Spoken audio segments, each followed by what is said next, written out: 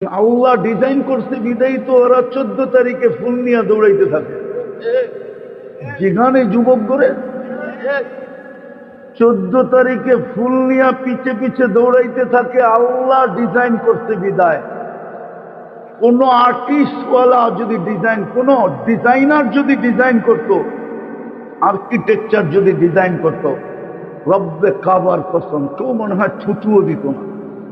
আল্লাহ বলে তোকে বানাইছি কুদরত দিয়া, তোর লেহেঙ্গাও বানাবো কুদরত দিয়া। কোন সৃষ্টির ছোঁয়া লাগতে দিব না। তোকে ডিজাইন করছি আমি নিজে। হ্যাঁ, মা বোনদেরকে যদি আল্লাহ ডিজাইন না করতেন তাহলে কোন পুরুষ ওর সাথে জীবন কাটাইতে পারত না। পুরুষকে যদি আল্লাহ ডিজাইন না করতেন তাহলে কোন নারী কোন পুরুষের সাথে জীবন কাটাইতে পারত না। আল্লাহ ডিজাইন করছে বিদায়ী তো ওরা 14 তারিখে ফুল নিয়ে দৌড়াইতে থাকে। যেখানে যুবক করে 14 তারিখে ফুল নিয়ে পিছে পিছে দৌড়াইতে থাকে। আল্লাহ ডিজাইন করছে বিদায়। কোন আর্টিস্টওয়ালা যদি ডিজাইন, কোন ডিজাইনার যদি ডিজাইন করত, আর্কিটেকচার যদি ডিজাইন করত, রব্বে কাবার কসম কেউ মনে হয় ছুটুও দিত না। আমার কথা মাইনা নেন। কোন আর্কিটেকচার যদি ডিজাইন করত তাইলে কোন পুরুষ কোন নারীর দিকে চোখ উঠায় তাকাইতো না, কোন নারী কোন পুরুষের দিকে চোখ উঠায় তাকাইতো না। ডিজাইন তো আল্লাহ করছে। কে করছে? এই জন্যই তো 14 তারিখে দৌড়ায় ওরা ফুল নিয়ে। জিজ্ঞাসা করেন, খালি ফুল হোটেলেও খাওয়া, খালি হোটেলে পার্সেলও বাড়িতে দেয়। পারে না কলিজা বুনা করে দিয়া দিতে। যদিও শেখ খায় প্রত্যেক বছর, সবগুলোর চেহারা বলে শেখ খাওয়া। নোয়াখালীর হলে কি হবে? শেখ খাওয়া চেহারাই দেখা যায় সব। তো যেটা বুঝেইতেছিলাম, আল্লাহ বলে ডিজাইনও আমি করব। তোর ডিজাইনও আমি করছি, লেহেঙ্গার ডিজাইনও আমি করব। পুরুষ ডেলি 70 বার কাপড় চেঞ্জ করবে, কমসে কম 70 বার। নূরের ভিতরে কোনো ওয়েট নাই, আলোতে কোনো ওয়েট নাই, ওজন নাই। আলো দিয়ে তৈরি করবে না, আলোর ভিতরে হিট আছে, ওয়েট নাই কিন্তু হিট আছে, গরম। নূরে হিটও নাই কোনো, আর ওয়েটও নাই, ওজনও নাই, গরমও নাই। নূর হলো ঠান্ডা, ঠান্ডা ঠান্ডা। ওই নূর থেকে সুতা, ওটার থেকে কাপড়। তাহলে আপনি কি মনে করেন সাহাবাই কেরাম দুনিয়া বুঝতেন না? কি বলেন? না, মনে হয় বুঝতেন না, ঠিক না? ওনারা আমাদের মতো তো জেনারেল শিক্ষিত ছিল না, কোত্থেকে বুঝবেন, ঠিক না? ওনাদের যুগে তো বিজ্ঞান শিজ্ঞান ছিল না, কোত্থেকে বুঝবেন ওনারা? সত্য তো? আরে বিজ্ঞান তো ছিল না, ঠিক না? ওনারা আমাদের সমান বুঝবেন কোত্থেকা? কিন্তু ওনারা প্রমাণ দিচ্ছেন, তোমরা জেনারেল শিক্ষায় শিক্ষিত, সাধারণ শিক্ষায় শিক্ষিত, আমরা অসাধারণ শিক্ষায় শিক্ষিত। আমরা অসাধারণ শিক্ষায় শিক্ষিত, নাইলে আমরা টোকা দিলে ভূমিকম্প দূর হয় কি করে?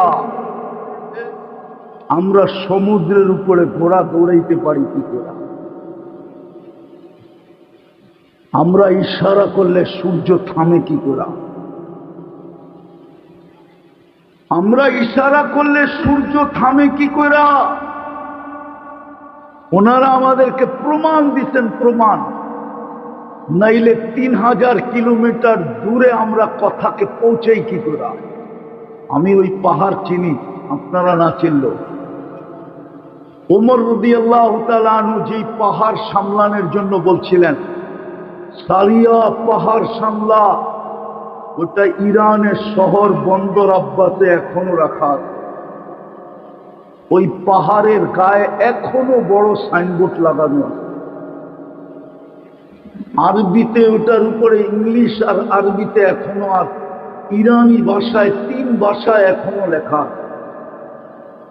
হাদা হুয়াল জাবাল, এটা ওই পাহাড়। যেটা মদিনা মুনাব্বরার থেকে দাঁড়ায় দেখায় দিছিলেন, সারিয়াতাল জাবাল, সারিয়া এই পাহাড়টা আগে সামলা।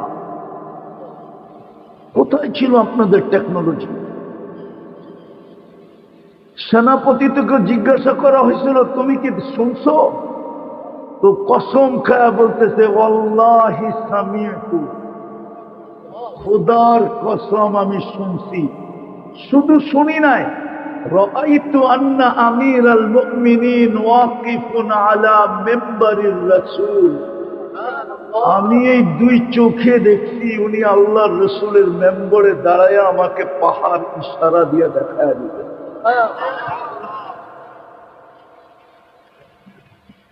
বলেন ওই জমানে আপনাদের টেকনোলজি কোথায় ছিল? ওনারা প্রমাণ দিচ্ছেন আমরা অসাধারণ বিদ্যায় বিদ্যা। আমরা ইচ্ছা করলে মাটিকে সোনা বানাইতে পারি। আমি দুনিয়া ঘুরা বলতেছি না, ঘুরা বলতেছি না। কোরআন হাদিসে যত ঐতিহ্যময় জায়গার কথা আছে আমাকে গণতে হবে আমি কোনোটা দেখি নাই কিনা, এটা আমাকে তালাশ করতে হবে। আলহামদুলিল্লাহ সুম্মা আলহামদুলিল্লাহ, সব আমার এই দুই চোখে দেখা শেষ। দুনিয়াতে যত নবীর কবর চিহ্নিত আছে আমাকে তালাশ করতে হবে, কোনোটা আমি দেখি নাই বলে দেখি না, এটা আমার তালাশ করে বাড়ি করতে হবে। বাকি সব আমার দেখা শেষ। ১৬ লক্ষ সাহাবার ভিতরে ২-৪ হাজার ব্যতীত বাকি সবার কবর আমার আলহামদুলিল্লাহ দেখা শেষ। চাই দুনিয়ার যে কোনো প্রান্তেই থাকুক। তো যেটা বুঝাইতেছিলাম, আপনাকে আমাকে এই জন্য কুদরতি হাত দিয়া তৈরি করেন নাই যে আপনি পাক কাপড় বাসস্থানের চিন্তায় মাথার গাম পায়ে দেবেন, আপনি রাত দিন এক করে দিবেন, দেশ থেকে দেশান্তর হবেন। এই জন্য আপনার আমার অস্তিত্ব না, মুসলমানের ঘরে এই জন্য অস্তিত্ব না, উম্মতে মুহাম্মদী বানায় এত বড় কপাল। এই জন্য যেটা বুঝাইতে চেয়েছিলাম, না জান্নাত চিনি, জান্নাত তো চিনি, আসল সমস্যা কি এটাও জানি, আসল গন্তব্য কি এটাও জানি না। আর গুছায়া কিন্তু আমাকেই নিয়ে যেতে হবে, আমারটা কেউ গুছায়া দিতে পারবে না। বাপ ছেলেরটা গুছায়া দিতে পারবে না। যদি গুছায়া দিতে পারতেন তাহলে নূহ আলাইহিস সালাম ছেলেরটা গুছায়া দিতে পারতেন। তাইলে কোরআন এই কথা কোনোদিন আমাদের কানে ধ্বনি দিত না, ইন্নাহু লাইসা মিন আহলিক ইন্নাহু আমালুন গায়রু সালিহ। এই চিৎকার কোরআন আমাদের কানে ধ্বনি দিত না। ছেলে যদি বাবারটা গুছায়া দিতে পারতেন তাইলে ইব্রাহিম আলাইহিস সালাতু ওয়াস সালাম চোখের পানি ছড়াইতেন।